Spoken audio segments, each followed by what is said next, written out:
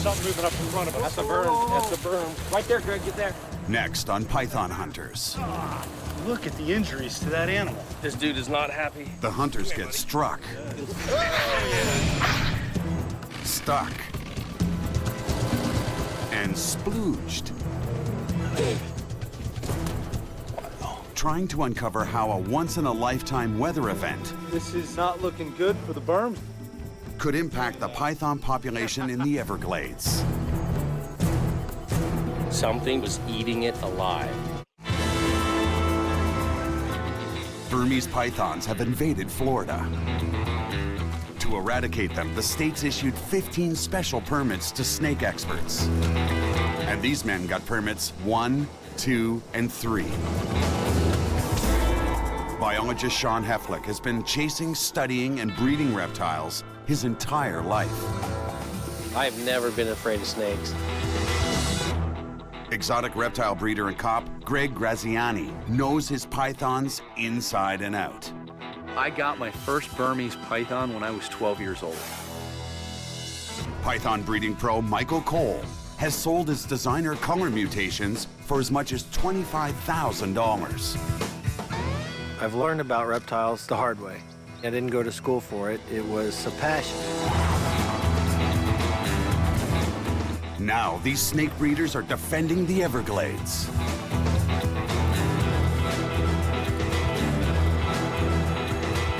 They are the Python Hunters.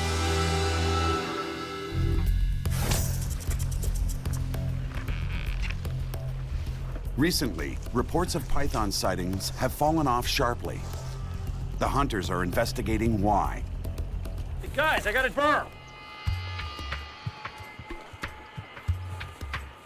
Bad shape. Oh man, something's been eating him.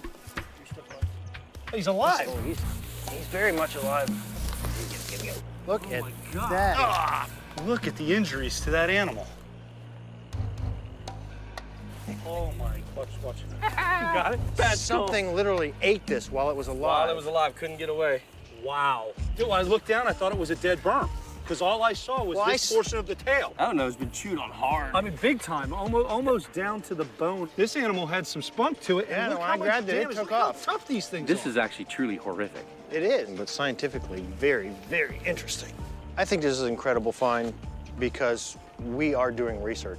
This isn't about just catching them and removing them. We need to study them, we need to find out what they're doing. Nature does funny things, as you just saw. This python could have fallen victim to one of the Everglades' most notorious scavengers. Is this animal bite, Sean? If you look at the beaks on vultures, they're tough. I mean, they are designed to rip flesh. See this? Boom. That's boom, a mouth. Yeah, boom, boom. that's chunks taken You out. know, just chunks after chunks. I will lay money that when this thing was cold in a catatonic state almost, Something was picking it. something just came up and was eating it alive. I want to measure the width and the length of the injuries Yeah. and placements. He's all messed up. I'll be honest with you. I'd like to actually set him up and see how well this animal would survive. With all those scars? Yeah. An animal to sustain that kind of wound and survive is amazing. Head temp is 80.8. It's been laying there for the last 15 minutes, warming up, catching the sun rays, and now it's got enough energy to try to get away again. Look at that. It's ready to go. You gotta get it. You gotta bag it up. You know, with the severity of those wounds and the fact that there was no necrosis and it had already started to heal itself, that's a good indicator that these animals are resilient. You know, there's a lot that either the environment or man can dish out to them and they can survive it. One more gone from the Everglades.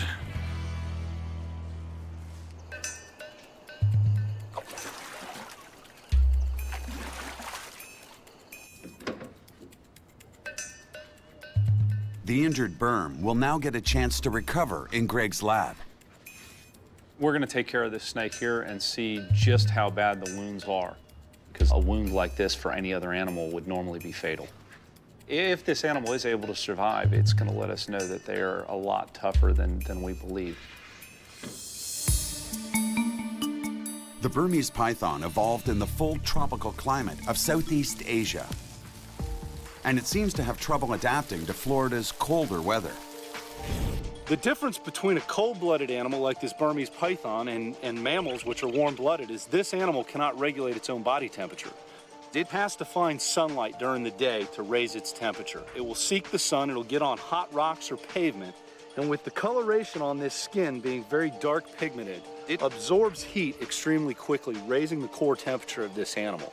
Once that occurs, this animal has the energy to defend itself, hunt, digest, and have its immune system work properly. Up until now, the South Florida Everglades has proven an ideal territory for the invasive Burmese python. It's kilometer after kilometer of hot, humid, perfect snake habitat. Originally from the jungles of Southeast Asia, the pythons easily travel through the shallow waters of the glades. Perfectly camouflaged, they can disappear into the grassy landscape, ready to ambush one of dozens of local prey species. The hunters want to know what left this highly evolved predator so defenseless that it could be nearly eaten alive. They have a hunch. Florida is experiencing some of its worst weather in almost a half-century, a cold snap. The coldest winter in 30 years means temperatures up to 20 degrees below normal. Crops are freezing on the trees. Cold-blooded animals like snakes are especially vulnerable. Without warm shelter, they risk dying of exposure. And the weather isn't just threatening Florida's alien species population.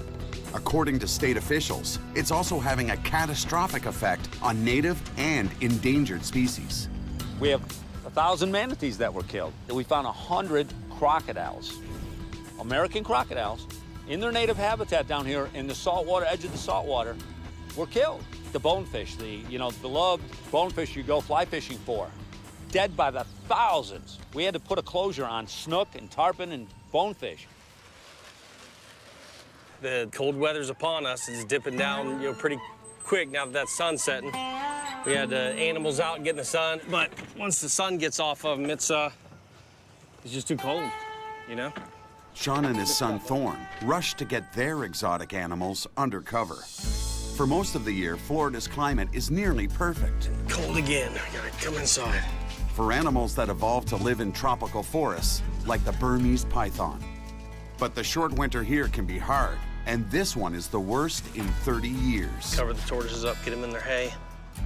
Thorn grew up surrounded by cold-blooded creatures, a willing and able assistant sharing his dad's fascination with reptiles. They're from Africa, so they typically burrow down where the cold weather can't get to them at night. So we have to cover them up with hay and a blanket. Got them tucked in? Mm-hmm. Thanks, I appreciate it.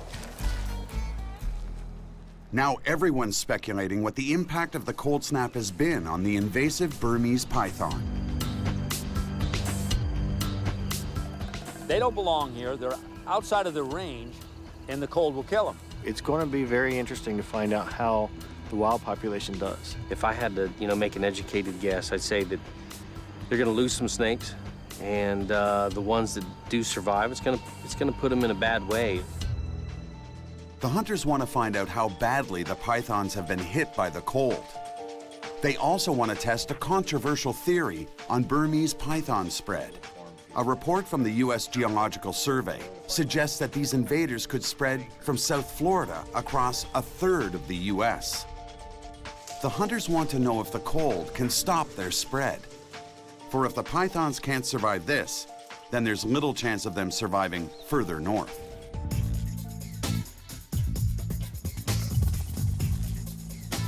Looks like this winter's just gonna present a golden opportunity. They gotta be getting hit hard with this winter this far north. The bulk of the pythons that we found down in this area, I think where we need to check is north of 41 and south of 75, which is going to be right in this general area. We've caught a couple of pythons here, but we need to see how far north are they actually going and how many are actually there. They're heading north, deep into the remote tree island areas of the Everglades. And to get around those parts, they'll need help. Let me give a call to Captain Shaw and see if we can get the use of his airboat. He was raised out here and he's a Gladesman. He can probably knock it all out far easier than we can map it out.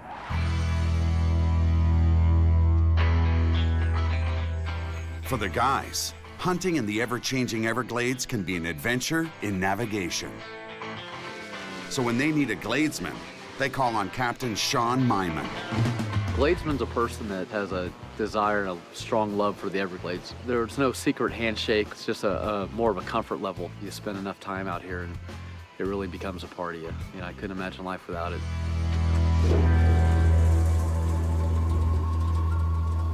In the Florida Everglades, species survival is delicately balanced. Here, animals and habitats rely on the water. It may span across 1.5 million acres, but it's only 3 meters at its deepest. The best way to traverse these marshes is by airboat. This flat-bottomed watercraft with a powerful engine is designed to skim the shallow waters. The hunters sit up high with a clear view of any wildlife. And when they spot it, this vessel can turn on a dime. Captain Sean delivers the hunters to a remote tree island area where few people ever tread. The hunters believe it'll have the ideal conditions for pythons.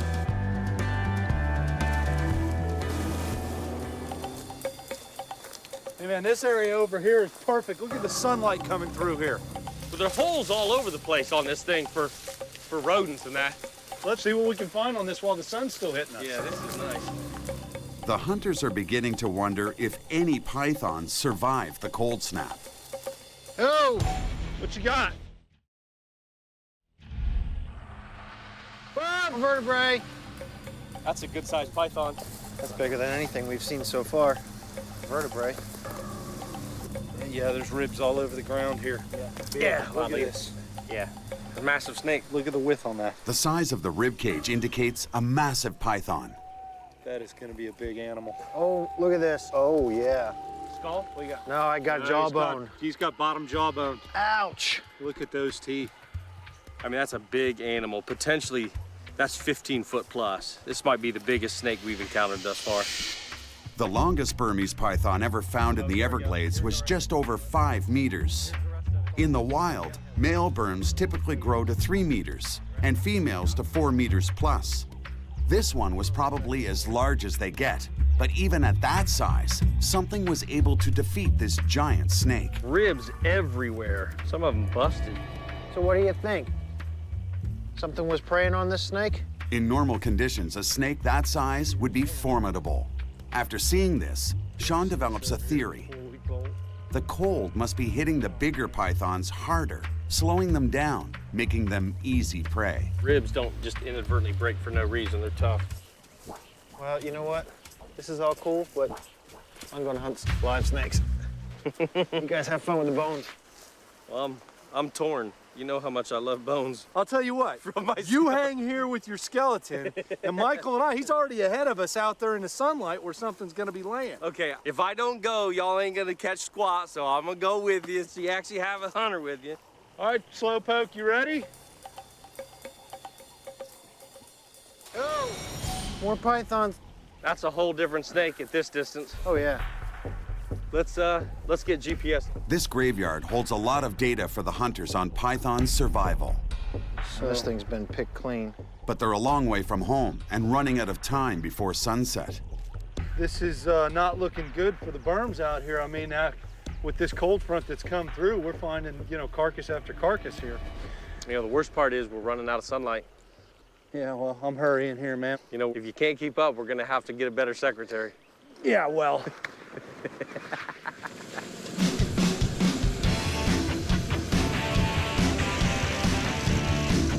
The python hunters are adjusting their strategy with the cold temperatures.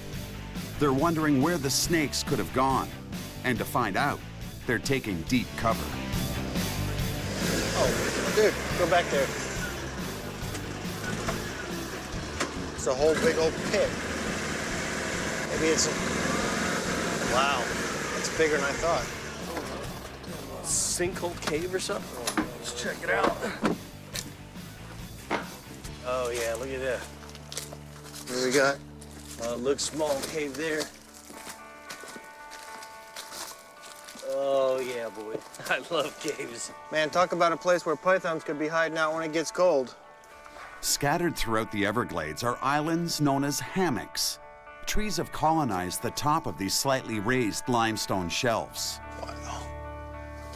Incredible. But the story is sometimes below the surface. You guys aren't gonna believe this. It's just wide open. It's a beautiful cave. You gotta get down here and check this out. Oh, this is awesome, dude. Oh, yeah. This is cool. Look at these roots. This is like back in time. Let's get some temps in here. All right, we're at 54 degrees there.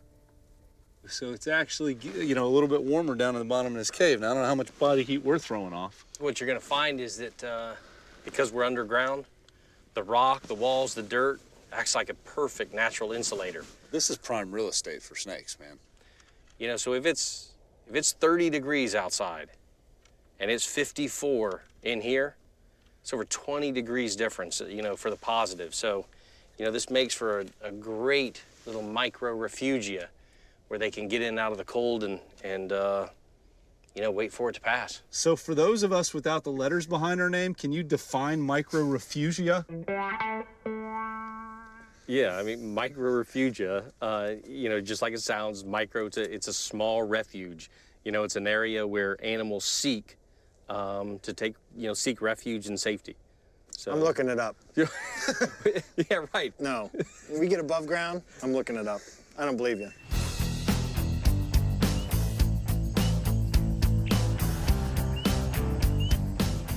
The hunters know the pythons are out here, seeking heat during this cold snap.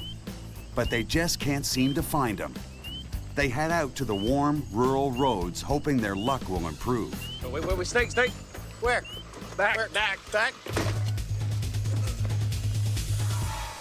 Dead. Came across the snake, thought it was alive, it was dead. It was kind of one of those, well, let's get, you know, the information anyway. It's a Burm. Yeah. Damn it, this is a good sized Burm, too. That thing's been thumped and rolled on this road. With the cold, it appears the animal's trying to find as much heat as possible on the roadway. That's 10 feet, 2.5 inches. That's a good sized animal. Yeah, look how skinny it is. We got temp. 69.9. 69.9? Yeah. This has been dead for a while. Yeah. And the ground, 69.1. That's more than 6 degrees below normal for a Burm. Like all reptiles, pythons can't thermoregulate the way mammals do, so their environment determines their temperature. Oh, look at that. This snake was sick. We open up the mouth and we realize that it does appear to have some mucosis in there mixed with some blood due to the cold weather causing the respiratory infection in it. Look at that. You know what? It looks like that stuff's been coming out of its epiglottis as well. That animal's sick from the cold. And then it kind of turned comical on us because as we're getting measurements and everything, Sean says to Michael, you know, why don't you get a sex on it? Male, female, what we got? Typically in a live snake, you might get a little, you know, a little musk, but, you know, you get the hemipedal inversion, and that's that. You can tell if it's male or female, and you go on your way. I've never sexed a dead snake before. When I squeezed, it went. The musk gland just squirts right in his face. The odor coming out of that was horrific. I'm laughing hysterically and gagging at the same time. Hey, the best part is he did it to himself. He just squirted me in the face. Don't do I it. thought he was gonna blow chunks. And he'd go, It was the most hysterical thing. Dude, I've been musked before. Never by a dead snake. It was a lesson very well learned for me. By the taste of things, how old would you say this animal is, Michael? 4. 4. Outstanding. From my position, it was funny. Hey, Michael, is it a male or a female? Next person that asks me about that shit, I'm gonna pop in the face.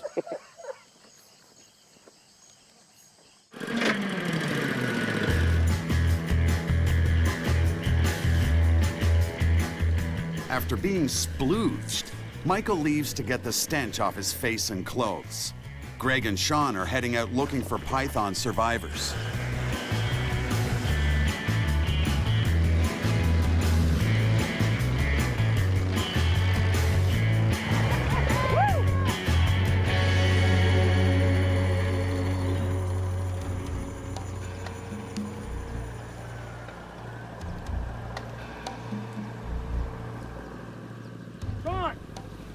What?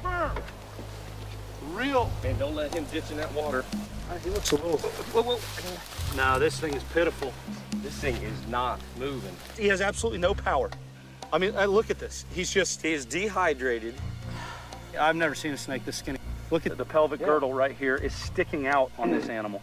It looks like he's been mushed by a car. He is so flat. Look at this, Greg. He's like laterally compressed. He's so skinny. He's got no muscle tone. He's in bad shape. Let's see if we got any upper respiratory going on here.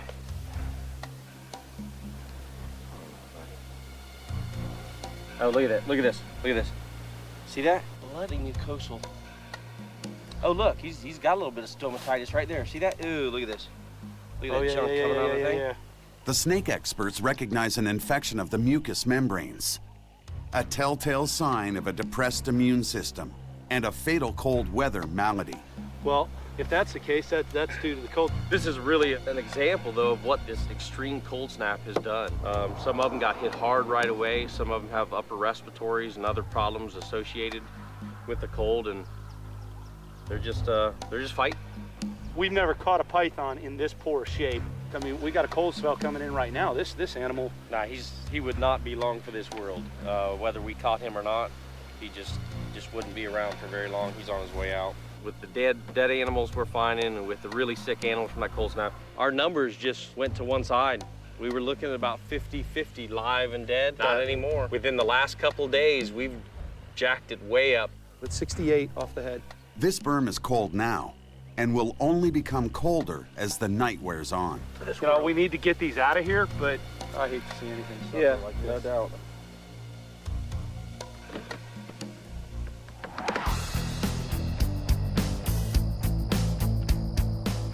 As a biologist, Sean wants to know how wild Burmese pythons cope with below freezing temperatures. He sets up an outdoor study, sanctioned by Florida Fish and Wildlife, to observe 7 captured constrictors. They've got plenty of cover. They can get deep down in here. It blocks the wind, blocks a lot of the elements, takes the edge off of it, but they're not doing well. We're just a couple days into this study, and they're cold. You know, we're gonna let this project go for a couple more days and ride it out, see what the temperature does out there. As soon as the sun comes out, the guys do too. You know, being out these last couple of times, not finding any pythons and very few native reptiles is kind of discouraging at this point. But the hunters are determined to find signs of life.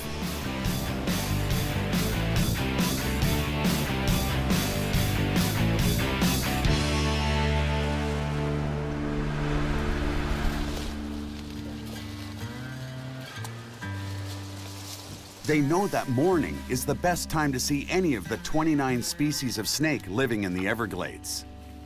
Slip on that, and you're 3 hours from somebody who can sew a testicle back on. Even one of the 4 venomous species. Snake? Yeah, you got him? You got it. There we go. Hey, little buddy. Oh, wow. Is that a black or a blue? You ever talk about the brown-nosed, blacks? Yeah. This species isn't venomous. The black racer is one of the most common native snakes in the Everglades, but this one's in trouble. Yeah, feel it. He's almost impacted right here, though. Same species. Feel that, Sean? Wow, that's hard. Isn't it? I'm telling you, if we don't clear that, this animal probably won't survive. Snakes can swallow prey up to 4 times their own width, whole. Digestion can take days to weeks and requires an incredible amount of the animal's energy. Intestinal impactions can occur when conditions are poor and can be deadly. There's a lot of liquid coming out. I'm just gonna let him go. I'm gonna let the probe out for a second here.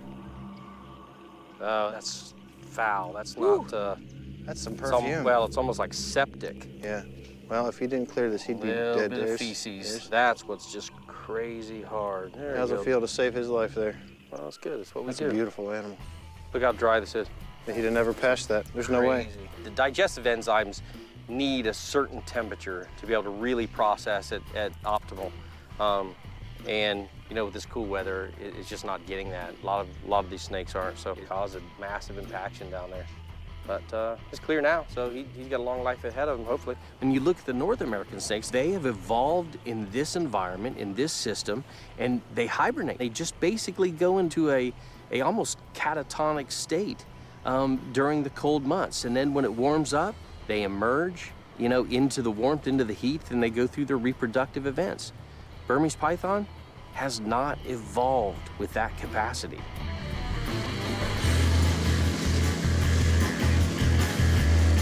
The Everglades is surrounded by a rough, dense terrain, a protective habitat for many wetland birds, mammals, and reptiles. The perfect place for opportunistic predators like pythons.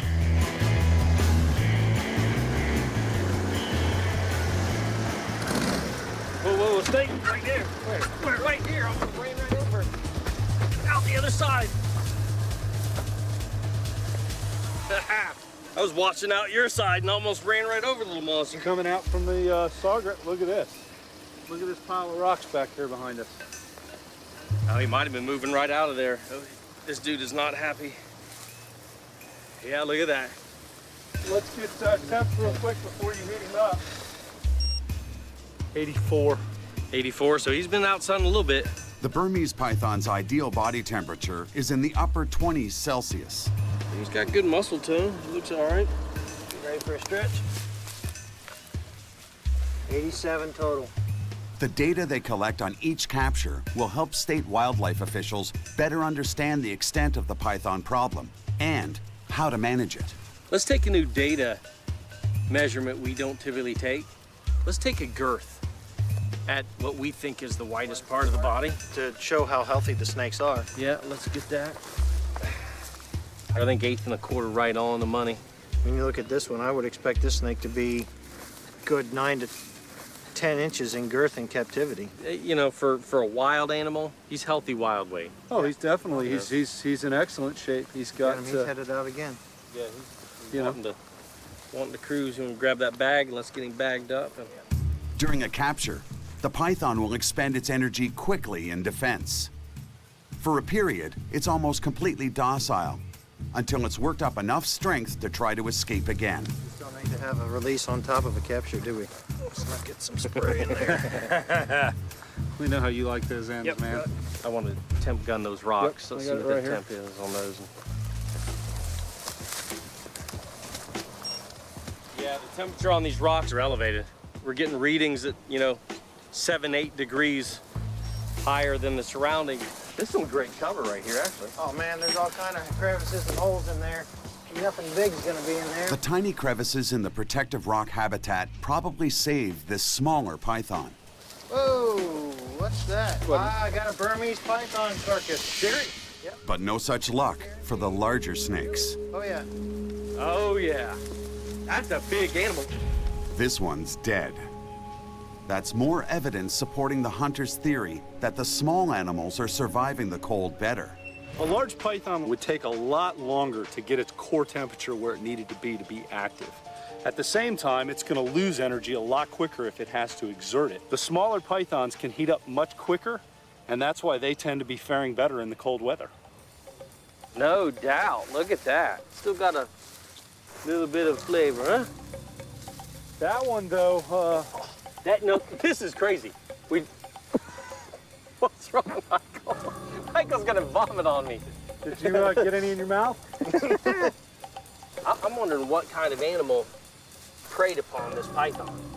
This is a large python. I'm guesstimating this python to be 14 feet or so. It's about as large as wild pythons get.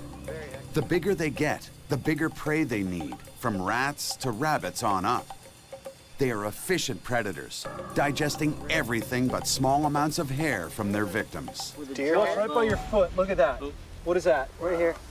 Is that deer?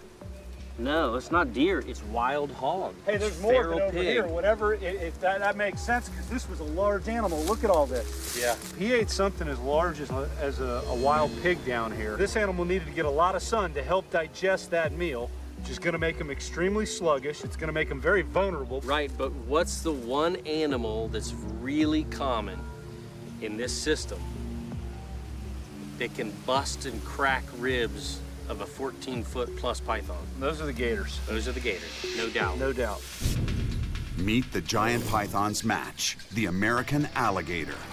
It's the apex predator of the Everglades, numbering in the millions. This weather's turning bad, guys. When that just a couple of minutes ago, it was like a 10-degree drop, just wham, like somebody'd opened a freezer door. The hunters have to get out of here before the storm arrives. But getting to a hunting habitat and getting out can be two very different things.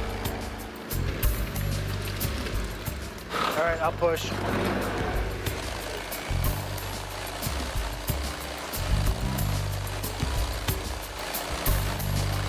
You're gonna haul ass and bust through the front of that.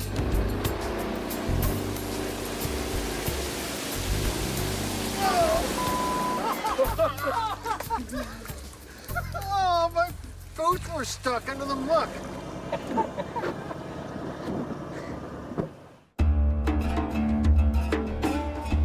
At the southern edge of the python hunters' recent hunting territory is a much busier snake habitat, the Tamiami Trail. Determined to hook a live giant, the hunters check this well-known python habitat. At dusk, this is where cold-blooded creatures lounge around the asphalt to absorb the heat from the day. John! Dead Burm.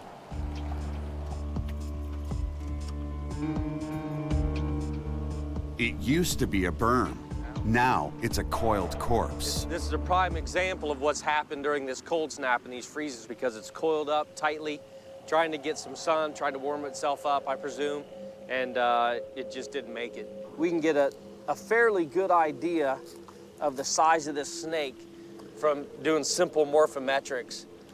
You know, you take the length of the skull and then you extrapolate to the length of a wild snake, and we can cross-reference that with other information we have.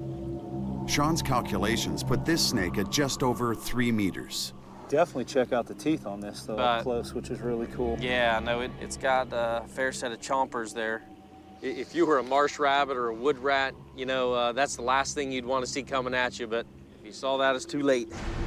Oh, yeah. There you go. That's the good stuff right there. A lot of the intestines and that are still here. You can see the fat deposits. So look at this, look at this. Yep. Yeah, this was a healthy one. He just wasn't able to find refuge, yep. So this is another victim of the weather. Yeah, it's got to be. I mean, this, you know, nothing killed this, nothing tore it to pieces, nobody ran over it. This python's warming move has backfired. Positioning itself near the pavement actually exposed this big beast to the elements, freezing it in its tracks. Our theory that smaller Burms, they're possibly doing better. Here's a good-sized animal, plenty of fat stores. You know, it didn't make it. Thus far, I think our hypothesis is, you know, holding up. We'll see as the days go by. The hunters have discovered when it comes to pythons surviving the cold, size matters, but they're still not sure why. We're good to go. Let's find a live one now. We've caught live ones since the cold snap, and we found dead ones. So the population's certainly not knocked out of the ball game, but it's probably knocked back a bit. South Florida's long cold snap is playing havoc with many reptile species. All right, this is really interesting here. We found a Yellowbelly turtle laying eggs in the front of the facility here, and it was the wrong time of the year. She laid them in November. Now, being that these guys are normally born in the spring to summertime, being born in the wintertime here and the strange weather that we've had, this would have probably been a 100% fatality rate for these little turtles. So I went out, I dug up the eggs, and I incubated them. And I've never incubated turtle eggs before, so it was pretty exciting for us. And here, we've actually got one out already. These are the last 2 stragglers right here. We've got one still in the egg here. And normally these turtles would hatch underground. And then these little guys would have a huge trek through the pasture back to the water. And if you can see the tip of the snout, you will see the egg tooth right at the tip of his nose there. It's a very light colored, and it almost feels like a little shard of glass. All of the reptiles that hatch out have these little egg teeth, and that's how they cut through the eggs. So we've been lucky enough to get 9 out of the 12 to hatch, and we'll raise these guys up to about 3 or 4 inches so they got a better chance out there in the wild, and then we'll bring them down to the local ponds here on the property and turn them loose. So it's a great story, great ending for these little turtles that wouldn't have even had a chance. Cold-blooded animals are completely dependent on their environment. But Greg's been amazed before by the python's ability to bounce back from a freeze. What we used to do years ago, and we don't anymore for euthanization, is actually putting some of these reptiles in the freezer. And we had an injured python that I put in the freezer for 8 hours solid. Took that animal out of the freezer, and 4 hours later, it crawled away. So for short periods of freezing temperature, these animals can survive. During normal South Florida temperatures, pythons can thrive and fight back. Wrestling 10 feet of muscle with a head the size of a grapefruit that's home to 100 teeth can be tricky. But these are experts. This is a wild Burmese python, and this is a typical scenario that we find ourselves in when we catch them. Try to get them by the tail, kind of tease them out. Let's get her away from the water. Once they figure out that they're not going anywhere, then a lot of times they'll come right back on you. Whoa! Yeah, especially when they're really warm. You gotta get them behind the head. They're real nimble. They can turn on you pretty good, so you just get it up. Got him? Oh, yeah. There we go. All right. You take a bite every now and then, that's to be expected. The intent is not to get bit ever. But you see, they go ahead and wrap those coils around them. That's a lot for support and leverage as well.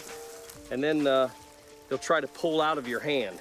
And you see slowly trying to draw himself back, gain that leverage to get out of my grasp. Try to keep that tail away from you, because that's the business end. Sometimes they evacuate, you know, that urine and that feces and the must on you. That's spewing all over the place. She get you? Yeah, a little bit. I personally would rather get bitten because it's foul, but that's the life of a python hunter. What in the hell? Dude, you can't put snake heads in my cup holder, okay? I think the problem is you've misidentified my snakehead holder as For your my drink cup holder? holder. Yeah, well. To test their theory on python survival skills, the hunters break out their new toy. Hey, we're bringing the snake cam. Yeah. No, it's not a trouser snake cam. Nobody wants to see that. Yeah, this isn't a macro. This isn't a magnifying. Yeah. Funny. The hunters have rigged a small camera to the end of a flexible tube. This spy cam will allow them to investigate places where Burmese pythons may seek refuge from the cold snap and help determine what happened to the snakes. Is that a good spot? Thanks, sir. Here we go. There's leaf litter and stuff in there, so it's not active. I can't see anything down there. And that goes way back in there.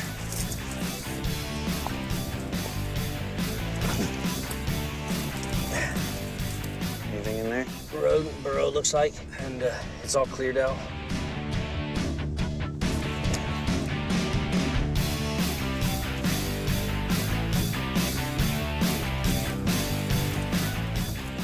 Hey, look at this. What you got? Snake skeleton. They're part of one. Big vertebrae and ribs. Holy moly. Yeah, that's a Burm, no doubt. Oh, another victim to the cold. Well, as big as that is, it's shallow. What I'd like to find is deeper ones. Yeah? You know, it's all about energetics. You know, if they can't, A, secure enough food and thus energy to survive, they certainly can't, B, reproduce. And if they can't reproduce, they can't, C, establish a population. We need to actually sit down and tally our numbers since the cold snap and get a real percentage on that. Well, I think we got enough information here. Let's go ahead and area where we think we might find some live pythons. This python became frozen dinner for ants and worms. But a few more dips down the road, the hunters discover signs of health in a hole. I'm trying to get a better angle. It looks like a snake shed. Check this out. Oh, the sun. You see that? Looks like a Burm shed. So there's bits and pieces of it torn in there, so it's real fresh. If that's a shed, ants and the other ant critters will get to that and be gone in 2 days or less. That's definitely a Burmese shed. I mean, we got a snake around here then. Yeah. Finally, signs of life. After finding a freshly shed python skin, the hunters know there's a live snake in the area. Turtle eggs. Matter of fact, you can see where the nest was dug up. Turtle egg shells around it. That means there's definitely Burmese python food here because, you know, raccoons, possums, they're eating the turtle eggs. Greg needs to get out of my head because that's exactly what I was thinking is where there are turtle egg predators. That means there's prey for Burmese python. Look, there's something moving up there. There's something moving up in front of us. That's a Burm. That's a Burm. Right there, Greg, get there. He's going towards you. When the sun finally comes out, the python hunter spots something glistening in the grass. Oh, he knows you're there. Look at the tail Yeah, he going. knows. Look at his tail going. He's wagging that tail. That animal is aggravated right now. He had a nice sunspot, and as soon as we come through that right there, he just started moving. He came out of a hole around here somewhere. I guarantee it. He's got his head covered right now, and he doesn't see us, so he's pretty calm. He's almost invisible. And that's not very much grass he was in either. No. Look at that. Oh, look at him. Yeah, see, now the sun comes back out. Look at him. He shines like a diamond. Yep. When he moved, all I got was like a reflection glint off the scales. If he'd have stayed stationary like this, we could have walked right over him. Even though this isn't its native home, the python's camouflage helps to avoid predators. Yeah, just drag him out. Drag him out in the open. Come here, buddy. Oh, yay. And when that doesn't work, Oh, yeah, he is upset. it's a feat of physics. A snake uses almost half its body in a defensive strike, and it takes just 1/6 of a second to happen. Yeah, he feels that heat coming off my hand. Sure does. Oh, yeah. Just want to He's get forgot about me completely. You guys are moving enough. Yeah. Okay, maybe not completely. Ooh, get that tooth on there. Come on. He's trying. You can get it. Yeah, You he's can get trying. it. Look at that. Get that flesh. Look at that. That animal is It's a beautiful. decent looking Look at animal. that. Yeah, look at weight-wise.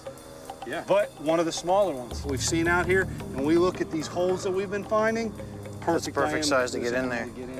He Get out of the could cold. get in those crevices. It feels pretty empty. Little spurs. That's a girl. Cooperative. There he is. And we got 85. 7.5, Greg. 7.5 on the girth. The measurements indicate she's young and healthy. 86, 87. That's ideal python body temperature. And this snake's lean and mean, all of which have helped her to survive the Florida freeze. It's an important discovery. Who actually caught that one? What's that? I grabbed it first. You saw it first. You get to carry it. Oh, we'll just share it.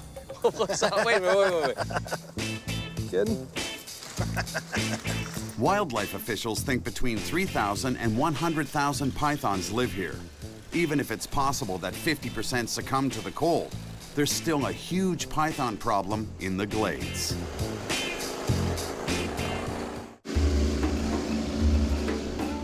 Greg's hunting style is a little different than mine in that he doesn't catch as many animals.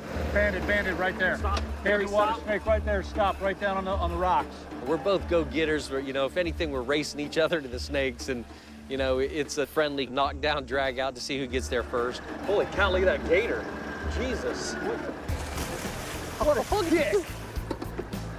Come on, get in there, son of a bitch.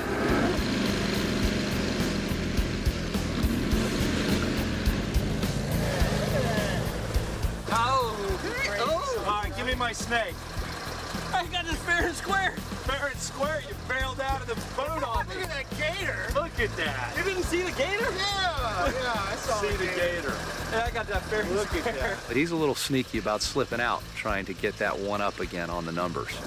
No, this is a brown water snake. Yeah. Yeah, I mean, I thought it was abandoned at first, but this is a gorgeous brown water snake. Oh, no, not again. You got your phone? That's why I don't have a leather one, for just that reason. You know, there's one good thing about this, Greg. He's gonna be freaking miserable the rest of the day.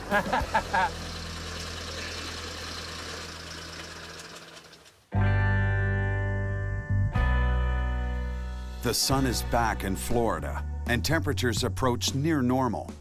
But after almost 2 straight weeks of lows below 10 degrees Celsius, the coldest winter in 30 years has killed thousands of animals in the Everglades. At Sean's place, his wife Jen and son Thorne get their exotic animals out for some much-needed basking.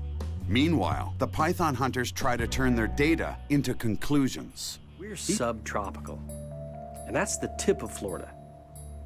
These animals have evolved and come from Southeast Asia, which is full-on tropical climate. The farthest north animals we found are in very poor condition, and now all the way down into the south. We're finding just as many dead animals as we are live ones now after this cold front has gone through. Extended periods of cold is a death warrant for them. Sean knows firsthand about the effects of cold on pythons. He conducted a series of state-sanctioned cold weather experiments on the serpents. Well, it's colder than snot out here. That's what I found. But you know, it's the morning of the 4th day. There's absolutely no response. I don't see any breathing. 26, 27 degrees. That's head temp on this animal. They are icicle cold. Magnificent animals, but they just can't take sustained cold like this. 6 of the 7 snakes perished in the cold. The 7th died later from a resulting upper respiratory infection. I don't see how all this talk about them making their way up to Georgia and the Carolinas and then to Virginia and on up to Washington has any merit at all. You're saying we're not gonna have pythons crawling across the White House lawn in 10 years? No, not at all. Don't believe they're gonna be crawling across the governor's mansion's lawn in Florida or Georgia either. The very southern tip of Florida is the only thing that's going to support these animals. These respiratory infections with their immune system down could take months to take its toll on these pythons, so we got a lot more data to get out there and collect. But these giant snakes have also shown an incredible ability to battle back. I think they're resilient. I think the fact that we are finding, you know, a number of them still alive means that they're not down and out totally. We found that one Burmese python that got into that cold state, that catatonic state, and those vultures just, you know, picked a 15-inch by 4-inch chunk of meat out of that thing. As part of a fully sanctioned experiment, Greg took the python back to his reptile facility. There, he enlisted his son Lane in helping with its recovery. They gave the ravaged wild Burm water and a warm, dry spot to recover from its wounds. I'm going to pass it off to you, all right, Lane, so I can inspect the body on this guy again. Still acting like that wild Burm. Can you get him under here? Slide under my hand. When Lane's at school, he's got such a reputation for dealing with wildlife Tell me when you got him. that any time they've got a snake or something in the playground, they call him out of class to come catch it. All right, look at this. Well, look how good he's healing. And that was raw muscle last time. So this is where a bunch of them ate part of his skin right off, and then they pecked throughout his body. And we caught that animal from the nose all the way around this eye. Looked totally damaged. And after this animal has shed out, you can see he's got a little bit of scar tissue around the eye, so he's missing this big scale right here around that one eye. But other than that, everything else is healing perfectly on this animal. That's amazing. What do you think? I think he's doing good. Yeah. Here's a maggot. That's But good, isn't it? Yeah, that is good. You know why that's good? Because they eat the dead skin off. That's exactly right. That's amazing to show the resilience of these animals. So, I mean, I don't think by any means we've wiped these things out. So I think we can all agree that having a cold event that would totally eradicate them is probably not going to happen. So we're still going to have to manage these animals. You know, we've collected a lot of data. It's adding up. It's putting the, you know, the pieces in the puzzle, But there's still a lot of more data to collect. You know, as strange as it sounds, it's really a dance between us and the python. The python doesn't necessarily dance to the tune we have in mind. Sometimes we step on each other's toes. You know, that's the life of a python hunter.